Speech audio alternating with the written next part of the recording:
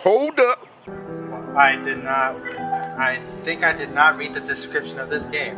Hey guys, it's Ed Econo. It's a game called Death Caps. Oh, that's a nice audio though. Give me 1 second. I'm double checking something. Death Caps may or may not come out, depending on what happens.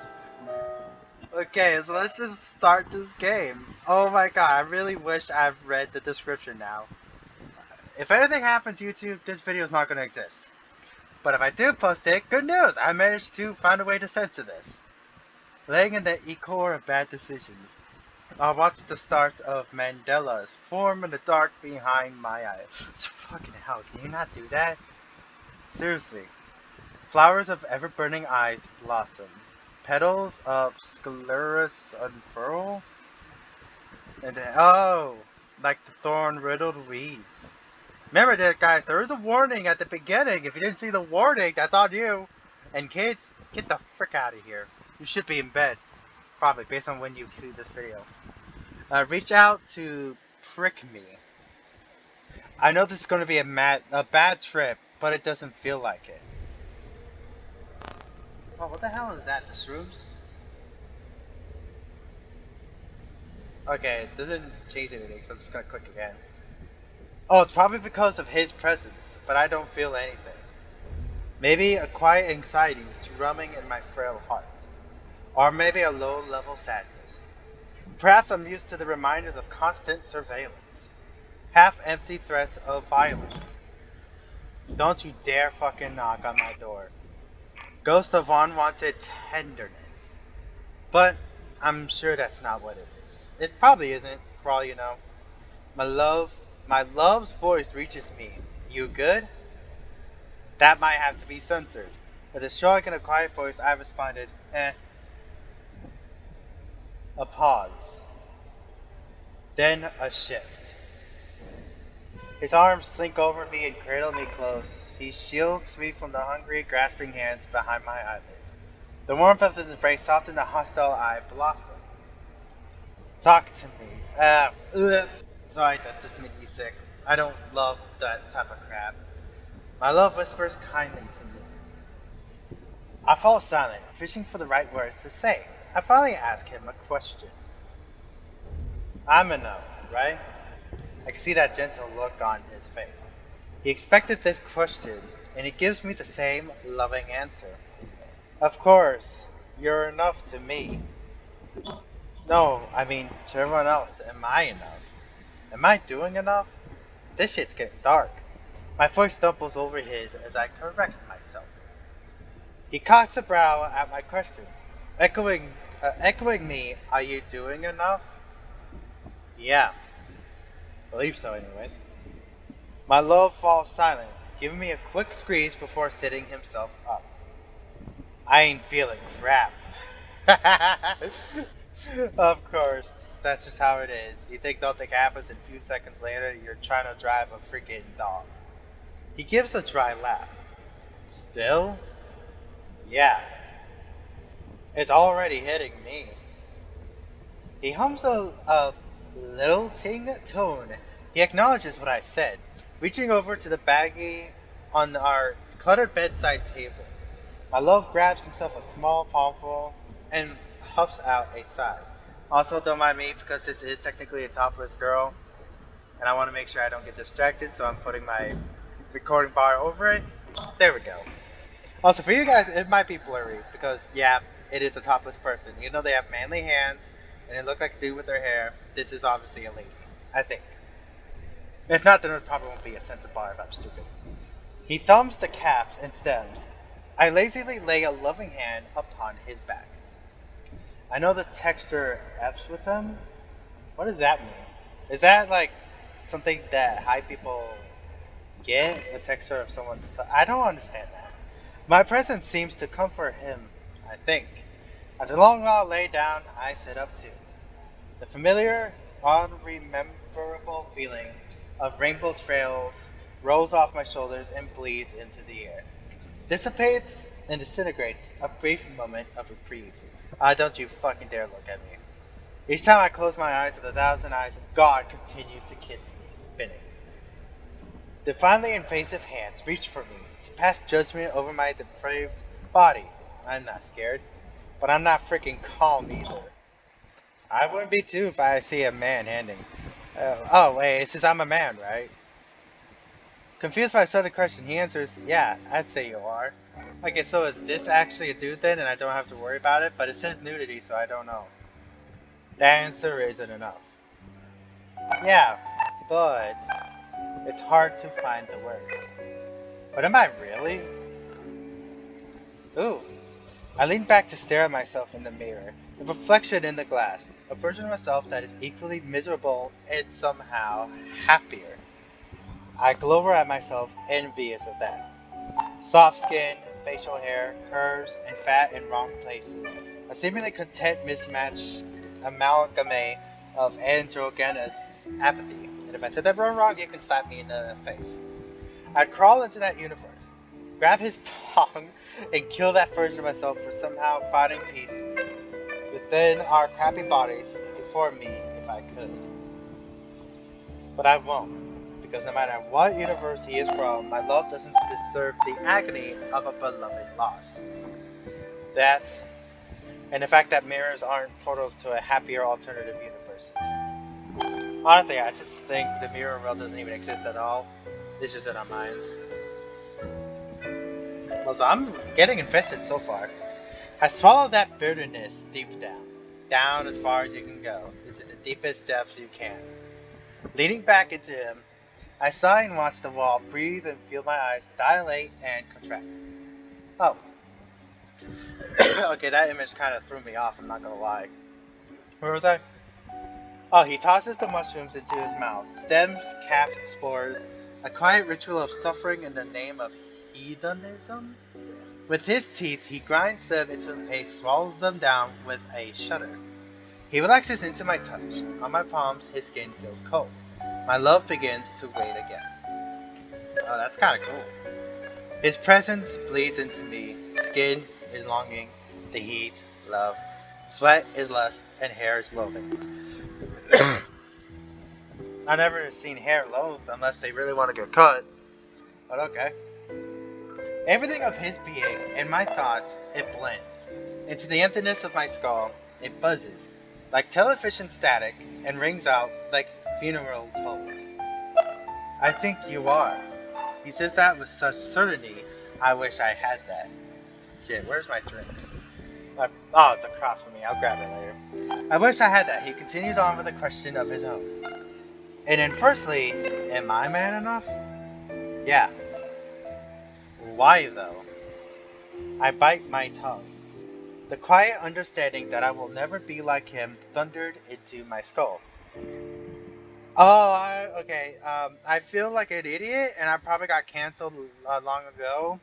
Because I just realized now with this text here, made me realize that this person is trans. And don't you fucking dare write in the comments about, oh, blah, blah, blah. You're gonna get fucking blocked immediately, dude. People are people no matter what. If they're born in a certain way. But sometimes they're spiritually not the same as their bodies they're born with. But that's my philosophy. You can bitch and complain about it in the comments, and I won't give a fuck. He was born to be a man, lived his entire life as a man, and if he so chooses, will die as a man. I know I shouldn't say it out loud, so I don't. Now I get it. Okay, I feel bad for this person now. Why didn't I click it though? I don't know. So I should just shut up and just enjoy novels, okay? I wrap my arms around his large frame, reveling in the softness found behind coarse body hair. He smells pleasantly disgusting. I do as well. As stringent notes of sweat attacks the back of my throat and pheromones follow in tow. He purrs as I burrow my face into the crooked of his neck. His hand reaches over to pet my hair. He calls me his. I am his that thing, and I cannot help but melt into the rainbow vapors at the thought of that. Nuzzling into him, I melt further into the vapors, and I will stop talking if it does get heated. And I keep going until they die in the void and leave me to rot in spiritual viscera, just in God's million-handed grasp. The only thing keeping me tethered to reality is his heat. My sanity is intact. But I am fighting to both keep myself together and to come undone. To stay whole or to break down. My body cannot choose which of the two it wants to do, so I choose to focus my attention to loving him. I kiss whatever skin I could reach. He cups my face in his calloused palm. Oh, it must be a worker. Tilting my head back, his lips meet mine deliciously. Love erupts through my nervous system, lightning glitters. And if this keeps circulating, I might have to skip over this. I'm breathless. We break for a quiet moment, and he smiles. Not because there's love making or something or stuff like that, but it's because it's YouTube. YouTube will probably have a fit. You guys probably won't see this awesome half-censored video. He chuckles, pulling me close again with a kiss to my third eye. Third eye. Oh, that should be the forehead, I guess. I breathe in his scent, trying to memorize his furry bead, pushing the scrutiny of my hallucination away. Keep in mind, guys, I might not accidentally play games like this again. Even though, let's be honest, the goth girl thing doesn't affect goth. The Goblin Girl game would have been considered that, but luckily it wasn't. That's all I was glad about when I played that game. So hopefully I don't piss off YouTube yet. In the safety of his arms, I look into the mirror. Again, and staring back at me, accompanied by God's vacant, orbiting stare, the alternate version of myself burns himself into my retinas. I shut my eyes, I still feel him watching. It's distinct, unlike the thousand-turned, millions of eyes trained to my sweaty body on the presence that my lover holds. It's softer, almost sweeter. A voice resonates deep within my chest, feeling it rumble through my ribcage. The way it swells like a dying angel's solitary choir, or an undeniable truth. It's beautiful. Can you shut the fuck up, Car? I'm trying to read this awesome story. Borderline, that word, teetering on overwhelming. You're a man. Oh, there is an animation. Oddly enough, that's something I don't want to hear. I turn away, pushing myself into my love, and focus on the valley of eyes and limbs behind my eyelids, dancing in the dull light that filters through skin. I keep listening for silence, but I also wait for my alternative self to go on. Okay, that is kind of spooky back there. That finger is kind of missing something. The field of hands catch and coil around me, and the gaze of the million eyes burn in the dark in my closed eyes. I'm too afraid to open them, for there's a possibility they're real. I'm too afraid to be real. Oh no. Tears trickle through shut eyes. I hate that I'm fighting back tears. I really don't want to cry in front of everyone. Oh wait, tears trickle, I don't want to cry in front of everyone. I suck back a breath. I think my love heard me, because he holds me tighter. He whispers, "It's okay," and my tears begin to spill over. You are just as much of a man as anyone else. The release of self-acceptance. The inner turmoil of compulsory denial. Its agony. The ghost of vicious isolation burns in the tightening grip of the coiling hands. It burns red hot and brands unseen scars into my skin. My soul rises under God's detached scrutiny. Judgment comes. Man, this game is getting deep. Swallowing back in the sick at the back of my throat, I ask what makes me a man to myself. No. Let me move this table here. And I gotta grab a drink real quick, which is right across from me. Because, wow, I'm talking a lot. I think I just turned down either I turned down the volume of my mic or I accidentally muted it.